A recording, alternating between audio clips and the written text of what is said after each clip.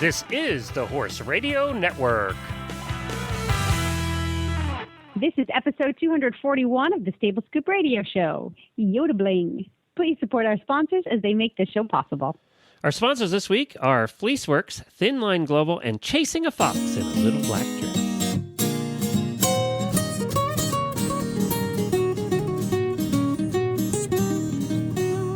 Welcome to the Stable Scoop, with weekly shows delivered right to you. With Helena and Glenn the Geek, live from the stable, it's every week. They'll bring you the news through hail or high water, while using their tails as their own fly swatters. So sit on down and laugh till you poop, cause it's time again for Stable Scoop. Stable Scoop. Stable Scoop. Stable Scoop. This is Glenn the Geek.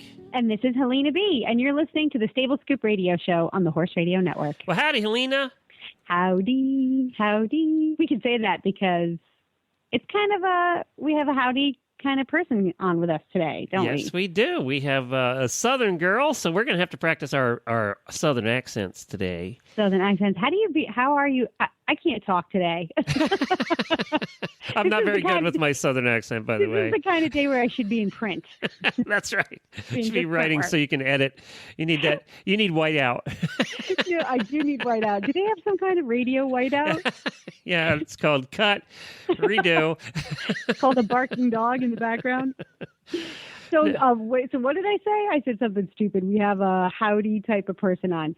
No, we've got two interesting people with us today, don't we? Actually, we have a multiple interesting people with us today.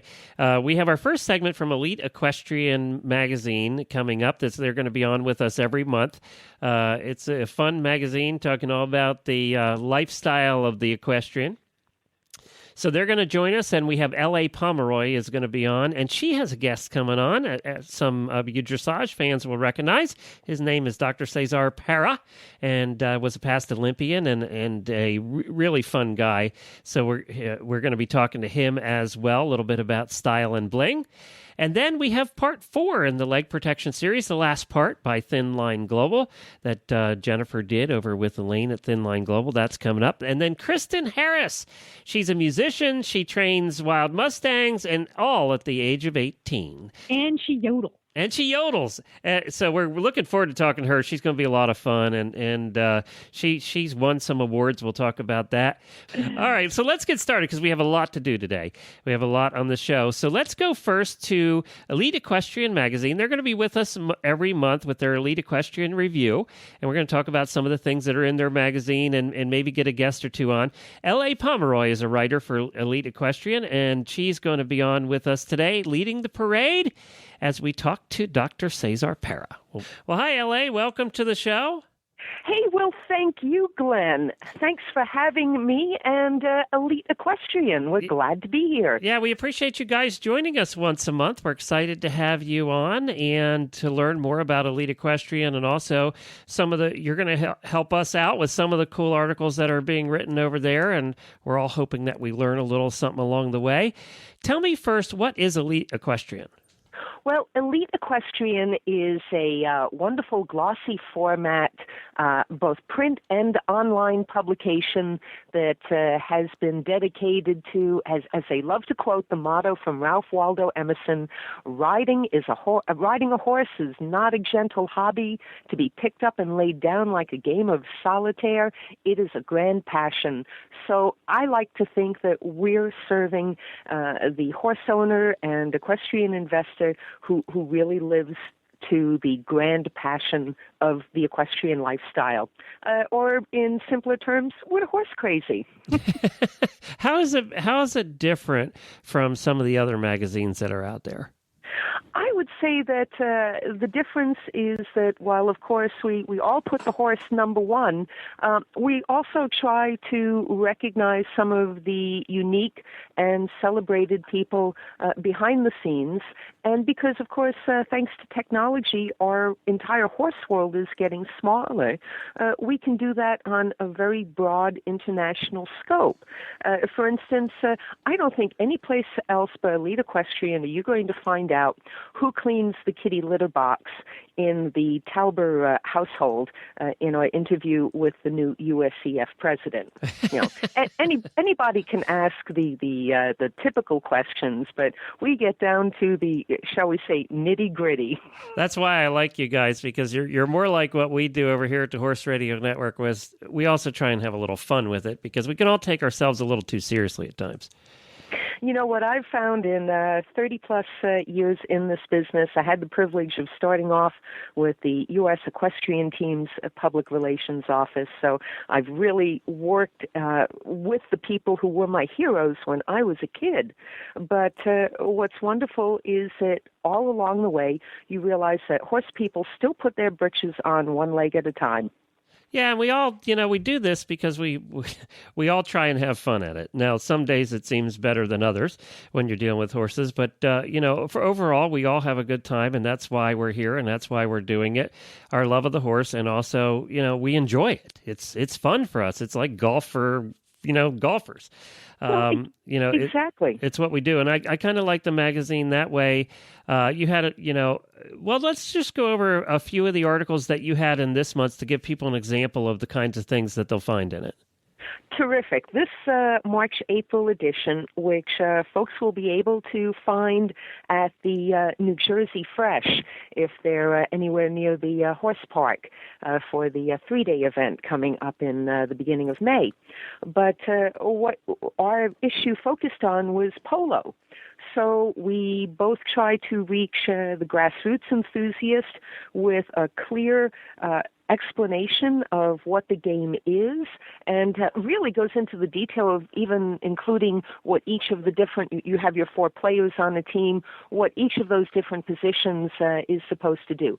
I'm also a basketball aficionado, so appreciating the strengths of different positions, is something that really pulls you into the game. And then, of course, and that's something that none of us understand when we watch polo. It just looks like a bunch of guys running up and down the field, whacking the ball. That's well, yes, know, and depending on how many Pims and pink lemonade you've had, it becomes they even go faster. you see more horses on the field, that's right. And they're going really fast. Now, So like the second player. Did you know one of the polo players on a team is kind of referred to as the spark plug? He's sort of the attacker, the offensive player. So how's that? It's like spark plug. Now you can stand at a polo match and drop that word, and people will think you know what you're talking about. I know about stomping divots. I'm an expert divot stomper and an expert drinker at the sidelines. Well, there's part of a tradition and part of the lifestyle aspect, I think, sets Elite Equestrian apart, is we devote as much editorial attention to tailgating. Tailgating, you can do a basic, your red and white checkered blanket and your straw basket, or you can have it from the back of the rented Rolls Royce, or have a theme. Themes have included NASCAR, which, kind of a horsepower thing going on. I can understand that. Or another theme done was Scooby-Doo. I'm not sure how they got to that, but it was a heck of a lot of fun, and that's the bottom line. Well, and you devote pages in here to products and also to art. There's a section in this magazine on art as well. So it really, truly is a lifestyle kind of magazine. If you ask I consider myself part of my own demographic. I don't think there's a horse lover out there who doesn't confess to doodling and drawing horses probably on the top of that white space on the lined spiral-bound notebook paper.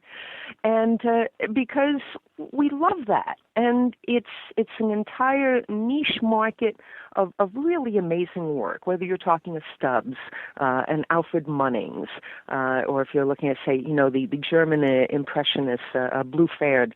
But we loved having on our cover Ron Lesser. I mean, his almost photographic quality of catching the power of the game of polo is just phenomenal. We were so grateful to have him on the cover. He studied at the Pratt Institute. I mean, the guy's got chops.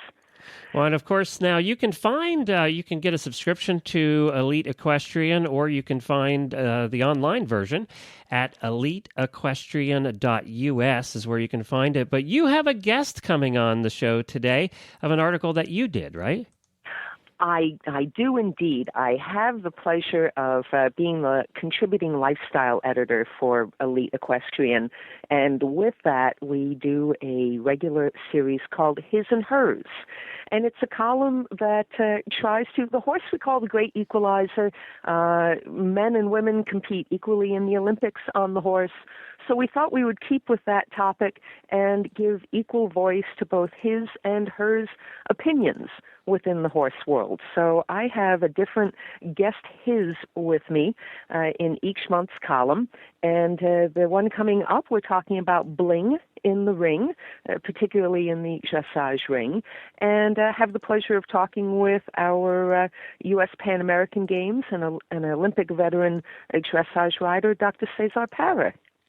Very good. Well, let's get Dr. Parra on and have a chat. And Glenn, I want to thank you once again for having me and Elite Equestrian on your show this morning. And I'm really excited that I was able to bring a guest on with us. As I'd mentioned, each issue of Elite Equestrian features in its art, fashion, and home section a column called His and Hers, which gets a viewpoint on equestrian lifestyle topics between both hers, myself, and a guest his. And in the upcoming May issue, we're going to be talking about bling in the ring with, and I'm very excited and humbled to say, both a Pan American and Olympic Games veteran and the operator of Piaf Performance in Jupiter, Florida, and White House Station, New Jersey, Dr. Cesar Parra. Welcome, Cesar. I'm so glad you could be with us today. Well, first of all, thank you. Thank you so much for having me. You're very kind. You've always been so kind, so I'm very, very grateful for those words. And I'm very delightful to be with you guys in this morning. It's a lovely morning in Florida. It's cool, 65 degrees. It's always lovely in Florida. Sometimes especially when you don't live in Florida. I guess in the wintertime, you're right. We do. I live in Ocala, Dr. Parra, so I know exactly what you're talking about, and I am definitely enjoying this winter when we're not having the snow that Helena is. Yes, and Yeah. she can come and visit us anytime. Why, thank you. I'll be there tomorrow. How's noon? All right. Tell us the flight number, we pick you up. I'll start packing my Louis V now, because I in Massachusetts have forgotten what that fiery ball in the sky looks like. Cesar, if you've been having sunlight, have you been seeing the sparkle of a lot of bling in the ring down there at the Florida shows? We do it a little bit more and more. I think that dressage riders, we are by nature a little bit more conservative. So it's not that you see it a lot, but yes, you see a little bit around the edges of the boots with the ladies, and a little bit on the saddles, and you can see a little bit more than before also on the bridles. And do any of your students ride with it? Yeah, I think most of the girls use a little bit of it, and myself, I do a little bit on the brow bands. Yeah, I like it. I have like I told you before, I had the colors of our flag, and I like it. I like very much the red, white, and blue. I guess like anything, if you have a little bit here and there, it's a nice expression of your personal style. If you overdo it, then it becomes a problem. I guess you don't want to distract. Exactly. I think that goes with anything, Alina. Anything that you overdo, normally it will have the opposite effect. I don't know. I'd like to see Dr. Para in one of those NASCAR outfits while riding sometime with all the stickers and the 5,000 advertisements. What do you think? Is it going to come to that ever, Dr. Para, you think? I don't know, but I think that'd be interesting if we can earn what those guys earn. That'd be nice. I mean, now they're talking about that we have to wear a helmet. I think after next week, we must wear a helmet in any competition in the United States, even if you're riding Grand Prix in the national classes. So I think that would be a good chance to start changing also the outfit, because if we have to wear a helmet, I think the helmet would go much better with something else than the tails, but I'm not the one to decide. Oh, that's a great point that new ruling is going into effect so soon. Have you felt any response to it? Is it also mandatory for if you're doing warm up on the grounds? You must have a helmet all the time. Period. If you are on a horse, you must have a helmet. And before was in the lower level classes, which means up to fourth level. We have first level, second level, third level, fourth level. To that level, you will have to have the helmet. And then when you go into the FEI, which means international level, which is Prix St. George, Intermediate 1, 2, and Grand Prix, you were able to wear the top hat. But now it's nationally, we must wear a helmet too. What brands, what types of helmets do you prefer? Well, right now I'm very happy with my Antares. It's a really, it's a very good helmet. It's very good looking, and you can use it in different colors, and they have all kinds of designs. So I think it makes it more interesting, than just a normal helmet. I don't know. It looks like a bowling ball, but when you have a helmet, right? Yeah, right. There is, I have to say, in I think it's the current issue of your magazine of Elite Equestrian, there's an advertisement by Samshield that shows a helmet with the Swarovski crystals. That's right. It's one of our, we called it one of our woe factor products in the review that we do in each issue of what's new and trending in styles. That is a stunning helmet, and I think it would look gorgeous in the dressage ring. Just saying. Just saying. Yeah. Page 33, in case you listeners out there are interested, page 33. I love one of our writers, Katie Riley. She just bought a new helmet with a little bit of bling. It looks very beautiful. I don't think I want to have one of those myself, but she looks gorgeous on it. So I guess it depends who's wearing it. Well, and I think out of the ring too, Dr. Para, we've seen a lot more of the Western influence coming in. It started with the jumpers, and now I see a lot of dressage riders with the big belt buckles and even cowboy boots. They really are adopting a little of the Western style outside the ring. Yeah, I think it's something that is always comes out and goes, the Western look. Yeah. Actually, I was last weekend. I was invited to the ballet, and it was this piece of American ballet. Actually, one of the few pieces that were made in the early ages of the ballet in America, and it's called Rodeo, and it's about the cowboys. Yeah. Ballet, cowboy customs. That was kind of interesting to see how deep that is in our culture and how proud we are of our cowboys. Well, being a horse husband, I will say I never argue with how tight the jeans are on the Western girls. I'm just saying. It's just Yeah, you know what? I have to agree with you, Glenn. I like that. I knew you'd be right there with me. Yeah, I really support you on that. Well, we gals, too, have to say, we don't mind going to the rodeo because, you cowboys look as good walking away from us as you do coming. All right, okay. Next question. I never Well, thought this show would deteriorate like this with Dr. Para on, but well, it's funny too that you should mention the genes, because the current His and Hers column, where I spoke with Bill Shelton of Left Field Creative Marketing, who has been one of the only sort of outside the horse business marketing ad people who has brought equestrian companies to the top of advertising campaign awards. He's a really smart, colorful guy, and we discussed the new Wrangler gene that has the emollients worked into the thread, so it's a moisturizing gene. And I believe Bill's basic comment came down to, if I want my jeans moist, it's going to be for the right reasons. So, okay, I'm not touching that one at all. Just Dr. Parrott, tell us. There you go.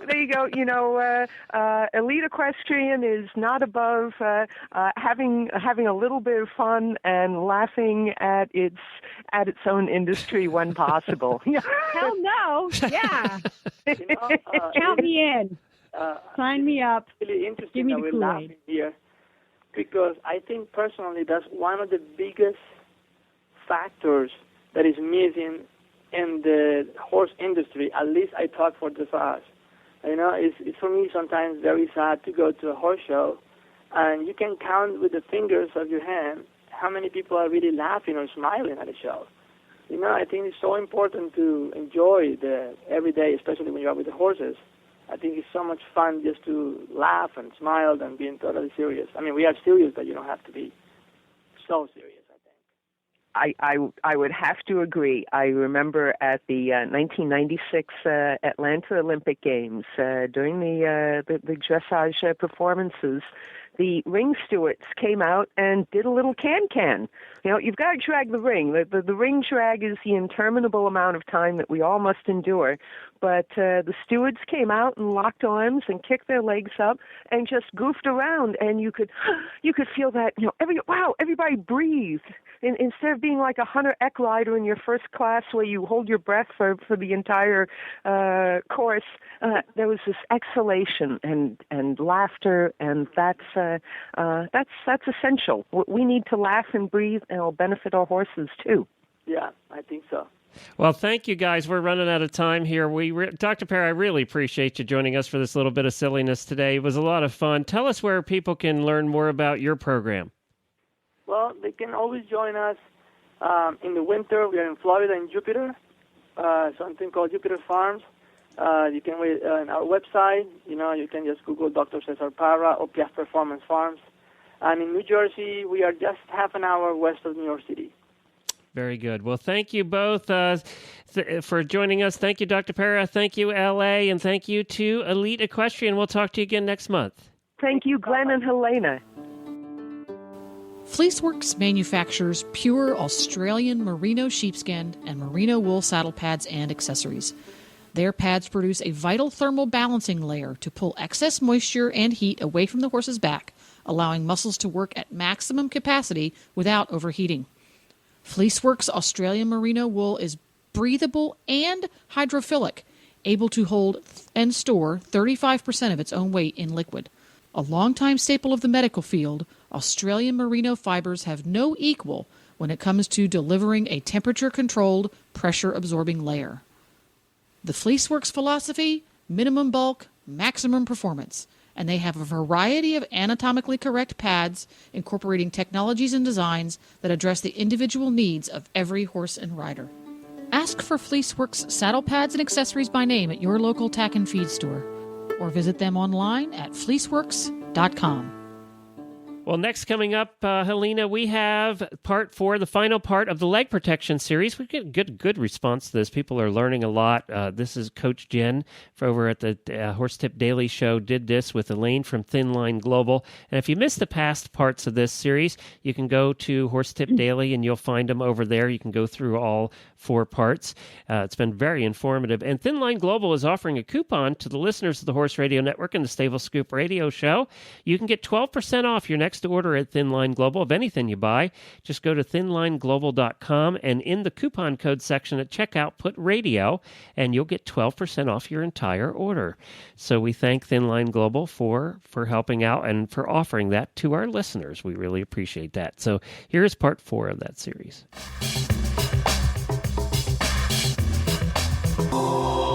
Hi, everybody. This is Coach Jen, host of the Horse Tip Daily Show here on the Horse Radio Network. Thanks for joining us for the conclusion of our 4-part series on leg protection for your horse. In the first 3 installments of the series, with the expert help of Elaine Lockhead, we've covered who needs leg protection, why they need it, and the function of the many types of boots available to today's equestrians. This educational series has been produced in cooperation with Thin Line Global, and they've created a special offer just for our listeners. When you go to thinlineglobal.com and purchase any Thin Line product, be it protective boots, pads, or other accessories, type the word radio in the promo code at checkout and receive 12% off your online purchase. And now I'd like to welcome back Elaine Lockhead. Thank you. It's lovely to be back.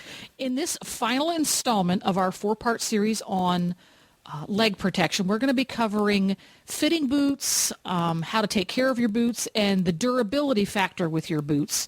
And Elaine Lockhead from Thin Line Global is here to help me out because she seems to know everything boot, and thank goodness she does.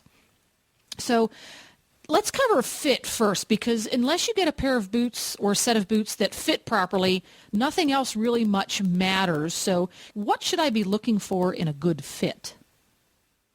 The most important thing to look for is to make sure that that boot is not shifting around. If it's moving and it's probably too large.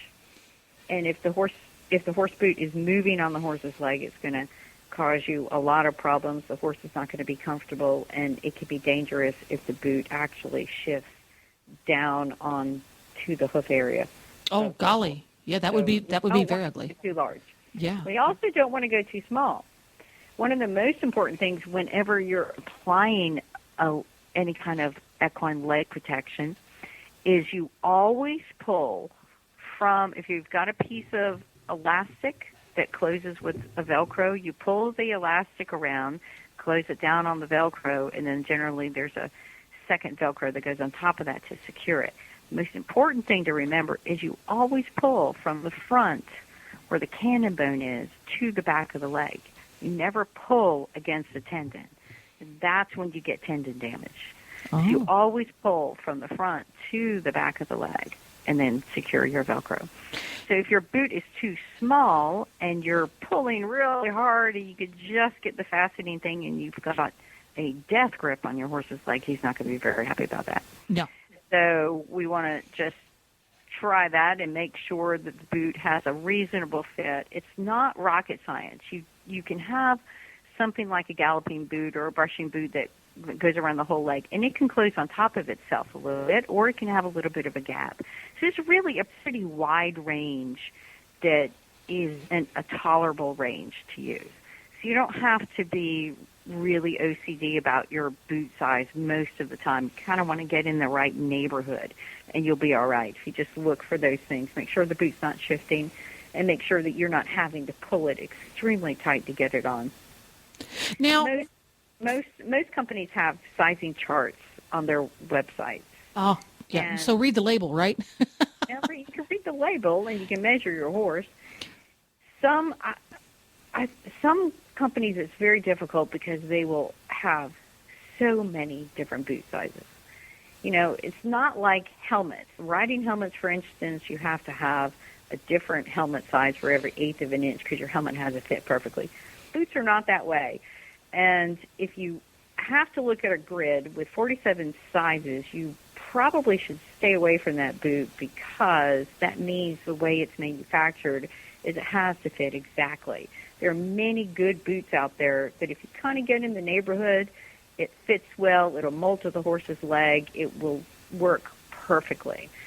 So that's kind of one thing you might want to look out for. You really don't want to feel like when you go shopping for boots that you just are inundated with choices. Your dog has a couple, small, medium, or large. There you go. When you're fitting a boot on a horse, most boots nowadays, the buckles seem to be, a strap with a buckle seems to be out of vogue right now. Most boots seem to close with a Velcro. How do you deal with that little flap of Velcro that the pokey part is longer than the soft, squishy part? Would you recommend trimming them off, or do people tape them down? I wouldn't, I wouldn't cut them off because then the Velcro tends to fray. Ah. If when you close your boot, you have, more than about a quarter of an inch up to a half an inch left over. Mm-hmm. And what you've done is you have selected a boot that has an elastic that was too inexpensive. And the elastic pulls too much. And what happens when you have inexpensive elastic, it is no longer elastic because it pulls out to 100% of the pull rate, and then it does nothing. You want a boot that flexes. Think about how much the horse's leg is moving. You need your boot to be able to kind of open and close a little bit as the horse is going. So if you find that you have a lot of Velcro left at the end, you've probably purchased a boot that was, I don't want to say too inexpensive, but you need to make sure that the elastic on the boot is a good, sturdy, durable elastic and not something that's thin and is just going to pull out straight and be useless. Yeah, we've all seen that elastic that after a few uses, when the elastic is no longer under tension, it gets that kind of wobbly, it looks like an overcooked egg noodle. Right. That's not the elastic you want. No. So if my horse is getting chafe marks on his legs where his boots go, can that be caused by a too tight boot or a too loose boot or both? It could actually be caused by both. It's most likely to be caused by a too loose boot, and then you have to take a look at the material inside. There are a lot of materials that chafe the horse's leg. Leather is actually one. We use leather so much in equine products just because that was what was available up until the last 50 years or so. So you find a lot of leather in horse products, and then people oil that leather, and then the leather is slippery, and then the oil irritates the horse's leg, and you get this whole cycle of problems going on. And other products, like some horses are allergic to or have a reaction to neoprene, and some horses have a reaction to latex, and some horses have a reaction to a lot of the products that go inside of a boot. The easiest product to use is, almost no horse has a reaction to sheepskin, but that's very difficult for a person to manage in a boot because they tend to get very dirty. But at least that would never chafe and rub. And then, of course, the thin line never chafes and rubs. Very interesting. So check into that fit, people. So with durability, we touched on that a little bit with the gappy, overcooked egg noodle elastic. What should folks look for in their boots that's going to tell them it's time to replace the boot or have the boot repaired? One of the things I like to do with the boot is find, if you don't have a strike plate on your boot, or if there's part of the boot that doesn't have a strike plate on it, if you'll just take your thumb and your finger and squeeze, if you can feel your own thumb and your own finger, then that means the product inside the boot has deteriorated to such a point that it's doing nothing for your horse. So when you touch a boot, if you press down on it, you should not be able to feel your own fingers on either side of the inside of that boot. Cool. I never would have thought of that. Do you recommend, if you've got a pair of boots that, let's say, the Velcro bits have worn out? Because sometimes, especially if you have a lot of dirt where your boots live and they're getting washed a lot and there's a lot of abrasion, can you replace the Velcro safely? Have it taken off by your local tack repair store and new Velcro put on? Well, I suppose you could, but as an American, I can't seem to find anybody who can repair something as cheaply as I can replace it, honestly. Well, see, right from the manufacturer's mouth, right there you go. Right. That's right, exactly. And then, too, you never know. Is somebody going to do an appropriate job?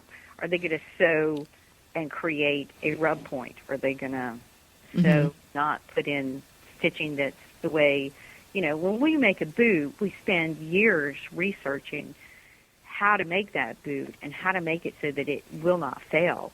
And, a piece of elastic will not break, something will not give. But one of the important things that the customer has to do to make sure a boot or a bell boot doesn't fail is they have to keep their Velcro clean.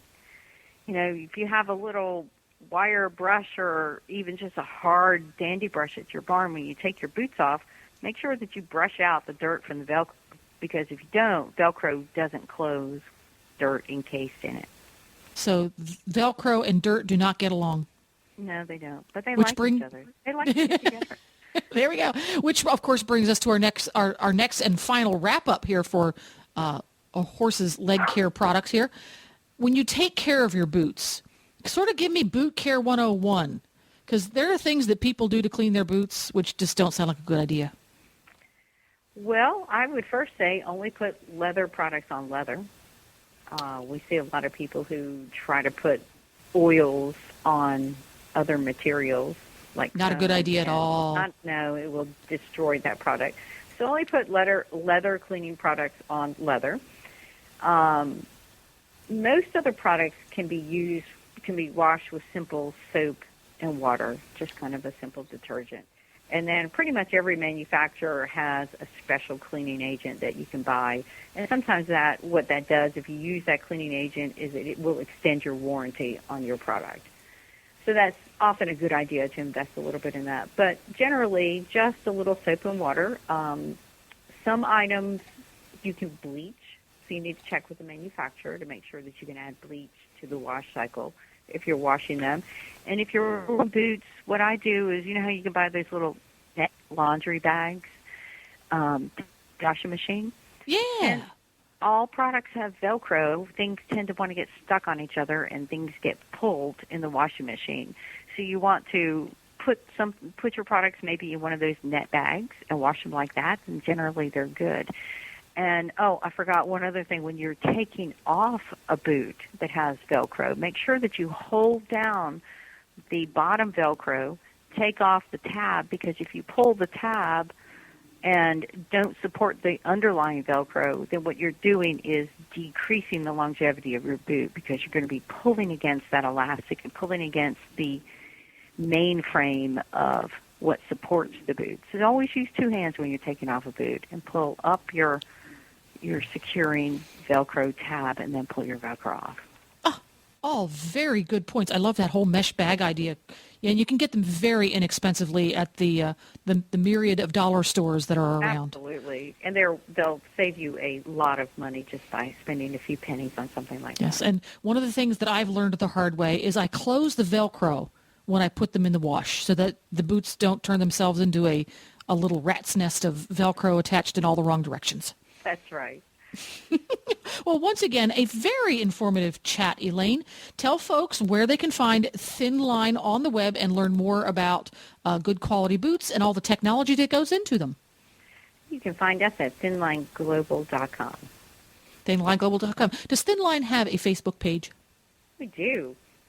So you can search on Facebook for Thin Line, all one word? Thin Line, all one word, and it's a really fun page, and if you are a Facebook fan, you often get coupons that nobody else gets to see. Top secret, and you heard it here on the Horse Radio Network. Thin Line Global coupons on the Facebook page. Check it out. Thanks again, Elaine, and we'll see you around. Great. Thank you, and happy riding. And that's a wrap. Thanks for listening, everyone. And if you have not yet listened to parts 1, 2, and 3 of this leg protection series, you can find them at horsetipdaily.com. Just type leg protection in the search bar in the top right-hand corner of the page. And you can also find them at thinlineglobal.com.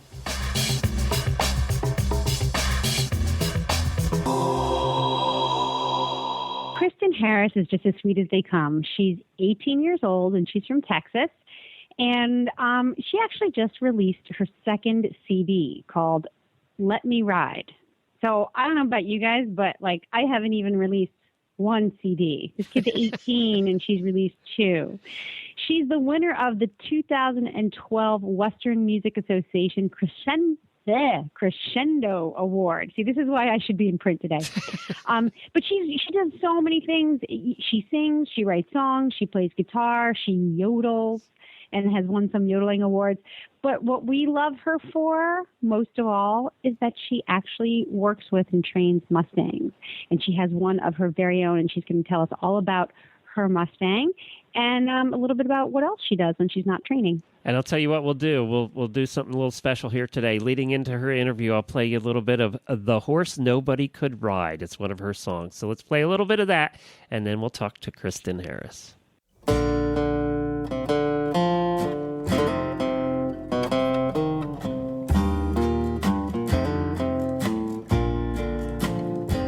She was a wild young Mustang, no bridle, no reins, full of fire and spirit inside. The last of her rare breed, born to run free, the horse that nobody could ride. 100 young takers. Well, welcome, Kristen, to the Stable Scoop Show. Howdy. It's so good to have you on, and I'm so excited to talk to you. We introduced you a little earlier and told about all your awards and all that stuff, and that you're a horse girl through and through. Let's start with the music. How did that come about? Well, actually, that came about because of my horses. Oh, really? Yeah, my family isn't musical at all. And when I was 14, I had 2 horses then. I have a 1/4 horse. He's 27 years old now and pretty much retired. And I had just adopted my first Mustang. And so I was really into horses, and I was kind of really getting into just Western culture and liking the whole Western lifestyle. And so I started watching old Western movies, Roy Rogers and Gene Autry and that kind of thing, and saw them playing guitar and decided I wanted to learn. So I picked up a guitar and I bought a book that taught you some basic chords and started teaching myself, and it kind of went on from there. I performed first time at an open mic thing in my local area. And were you nervous as all get out, Kristen? Oh my goodness, I couldn't even breathe. I was. I'm really a shy person by nature, and it's so ironic that I got into something like standing up on stage and performing to a bunch of people. And so it took me a while. When I first sang on stage, I had practiced my songs and I would sing the songs, but you couldn't have paid me $1 million to talk into the microphone. And so that took a while for me to get used to. How I really got into the more professional performing and got better and got performing experience was at that open mic, someone was there and told me that I needed to go to Cowtown Opry in the Fort Worth Stockyards here in Texas, and they perform Western music, and they're just a nonprofit group that does free shows to the public once a week. And so I went there, and they let me perform, and so I started coming back every week, and I got a lot better on my guitar because I was watching some of the other musicians play and kind of copying what they did, and started learning new songs, and that helped get me comfortable with being on stage. And so that was back in 2009. So you're completely self-taught with the guitar and with singing? Never had a lesson? Right. Wow. I'm a very visual learner, and so being able to watch other people is really how I learned. And, there were people who gave me tips and and helped me with some things, but never really had formal training on anything. And Devin Dawson, she's the head of the Cowtown Opry, and she plays wonderful Western swing guitar, and I saw her play the first time and just knew I wanted to learn that. And so I kept coming back to watch her play and really would like cement the visual of what she was doing with her hands in my mind and go back home and practice it. And so that's how I learned. Do you read music? I don't read music. No, I play by ear. Most people in Western music, I think that's the case. We don't read music a lot because I don't know. I don't play lead guitar. I just play rhythm, which is like chords, and I sing, and so. It comes from a very deep I guess place. it would be good to learn the theory behind it all someday, But it comes from a very natural place inside of you, like something that is very rhythmical and passion. It comes from your emotional center. You know, absolutely. Right? So yeah. it just kind of comes and flows, and I think we hear that in your music, which is lovely. Which is lovely. Thank you. And so now you just released this year. This is your second CD. Yes. So, do you usually start with a particular song that sets the tone? I mean, I know this is only your second release, but is there one particular song or event that sets the tone for the whole project? Oh, how does that work?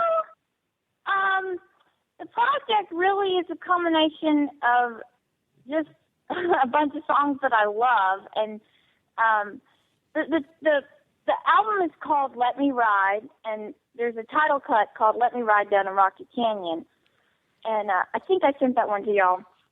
But I also have quite a few horse songs on my CD, which comes as no surprise to people who know me, and some classic Western swing, some songs about Texas, and that kind of thing. So I'm not sure there's a real overall theme other than that it's just who I am. And there is kind of an overall theme, and that's horses, isn't it? Well, yes. Yeah. That's your overall theme. Am. Yep. Yes. Well, tell us now. You when did you get your first wild Mustang, and was it completely wild? Had it had any work put on it at all? No human contact before I got her. Okay, I got her. I'm trying to remember exactly, but it was I think maybe 6 months or something before I got into the music. I think I was 13, 12 or 13 or 14, and I just had one horse previously, which is my quarter horse, and he's a retired barrel racer. I got him as a 19-year-old, already retired. He was supposed to be a good bomb-proof first horse. So you went from a 19-year-old bomb-proof first horse to an untrained, unbroke, untouched Mustang at the age of 13? Where were your parents? They were watching from a distance. Yeah, exactly. A safe distance. Well, my first horse, he was actually not quite as bomb-proof as he was supposed to be. And the first few times I rode him, he bucked me off. Oh, there you go. So I tell people he taught me how to ride because, you get bucked off a couple times, then you learn how not to. No, he taught you how to fall. See, that's what he taught. Well, that's true. Yeah. So, but it was with him, I started, I was real determined to kind of get him out of it. He liked to bolt and he liked to buck, and I wanted to break him of those bad habits and kind of train him out of that. And so I started working with, I didn't know what I was doing because my family really aren't horse people at all either. But I read a lot of books and watched, I read techniques of lots of other trainers and watched videos, and I think I went and watched some clinics and things, and I was also in 4-H, and so I was learning some stuff, and I kind of started working with him, and he got to be a lot better, and so I just saw, I think, an advertisement for adopting a wild Mustang, and just begged my parents to let me do it. And so Velvet came from Wyoming. She was in a wild herd up in Wyoming, and I bought her for $125 at an auction. And she came home, and she was very, very wild. I mean, I didn't even know what to do with her. The hardest part was getting even her to trust me enough to get close or come and touch her, because she would run bucking and snorting all across the pasture, and neighbors didn't believe that I'd ever be able to get on her back because they'd see her so crazy. And so I really took my time with it. It was months before I started touching her, and but I discovered Mustangs are so smart. Once she started letting me get up to her and pet her and stuff, then I got the first halter on her, and I mean, I learned you have to have tons of patience, and keep trying, and so I finally got the halter on her, and from there, she just learned everything so quickly. I taught her to lead, and loading in the trailer, that kind of took a while, and more patience. It takes a while for horses that aren't Mustangs. So yeah. The nice thing about a Mustang is that they're, a completely clean slate. No other humans have taught them things that you don't know what they are, or maybe bad habits, but they are definitely, they have a mind of their own. How long did you work with your Mustang, the first one, before you started backing him, before you got to the point where you could actually get on? I think it was probably a year. Well, I bought her, she was only 18 months old, so she wasn't even ready old yet, enough anyway. to be ridden. Yeah. But I think it was about a year or a year and a few months before I actually got on her back. And when I did, it was just perfect. She didn't buck or run off or anything. She just kind of accepted it because I had done a lot of preparation to get her ready for that day. And boy, since then she's like my best friend. I can do almost anything on her, and well, not anything. I mean, I'm not,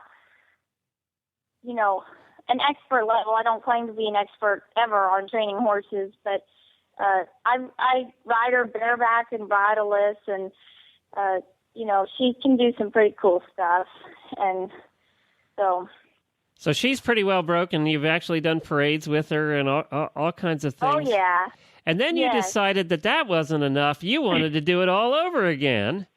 And yes. you were in the 2012 Supreme Extreme Mustang Makeover down there in Fort Worth, right? That's right. And how'd that go? Well, the second little Mustang, I had Velvet already, so I named him Corduroy.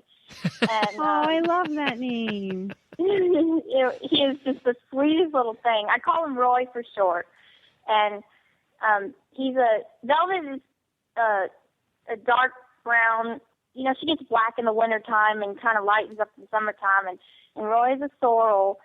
And so it was either that, he hadn't had previous human contact either, but he'd been at a facility for a while.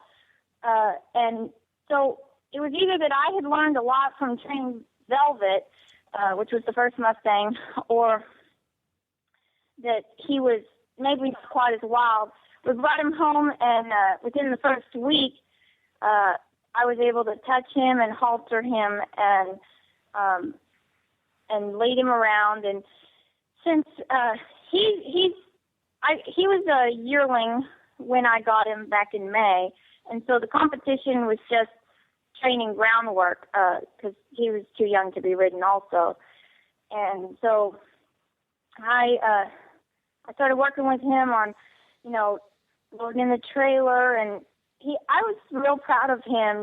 He could pivot and side pass and pick up his feet and stand for the farrier and load in the trailer and ride in arenas or pastures and he was doing real good, and so I was not expecting to win anything, and it turned out he didn't make the top 20 at the competition, but I was real proud of how he did, and I still think he's going to be a great riding horse once he gets big enough to get on him. So.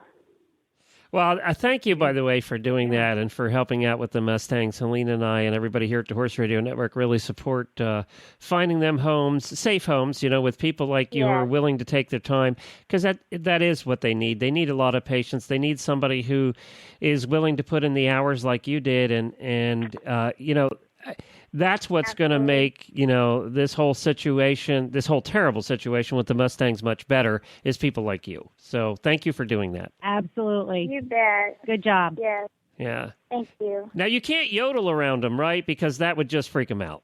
Well, desensitize them slowly and with my horses are actually my best practicing audience. Are they? Yeah. Because your family goes, I don't want to hear this again. Yeah, exactly. Exactly. Well, I practice everything on them first, so they're very used to my singing and yodeling. Were they glad you didn't? Were they glad you took up the guitar and not the drums? Yeah. Yeah. Or the trumpet. Yeah, I bet. Yes. I'm sure they were. The drums wouldn't be bad because that's more like hoofbeats, but like if she picked up the French horn or the tuba or trumpet. something, totally different story. Can you imagine like Western music with a tuba? Oh, that's painful. And there's nothing worse than somebody learning a trumpet. It just sounds awful. Please, my daughter I was bet playing it the does. saxophone. That's just as bad. Oh, really? Yeah, the saxophone too. My sister tried to learn saxophone for a little while before she decided it wasn't for her, and her room is right next to mine. And I was plugging my ears a lot.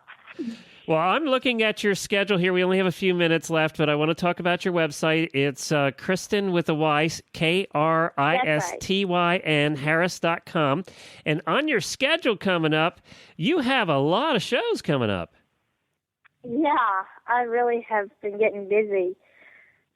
Well, that's terrific, and people can check out that schedule. If you live, you got some shows actually in Colorado and California. You're going to be all over the place, New Mexico, so Ohio, Texas, Missouri. So just check Utah, too.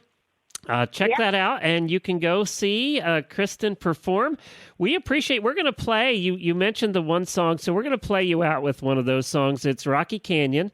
So we're going to, that's the one you mentioned. We're going to play you out with that, and we do appreciate you being on. It's KristynHarris.com. Thank you, Kristen. Thank you. Let me ride down in Rocky Canyon, down a rickety, rockety road with the lazy old herd. Let me ride down in Rocky Canyon, where the wrinkled old creeks and the shaggy old peaks seem to speak a friendly word. Sagebrush growing along the trail, cattle low in the moon is pale, coyotes howling a mournful wail out among the rocks and rills. Let me ride down in Rocky Canyon, down a funny old road on a band-tailed horse, toting my load where the canyons cross in the crazy old western hills.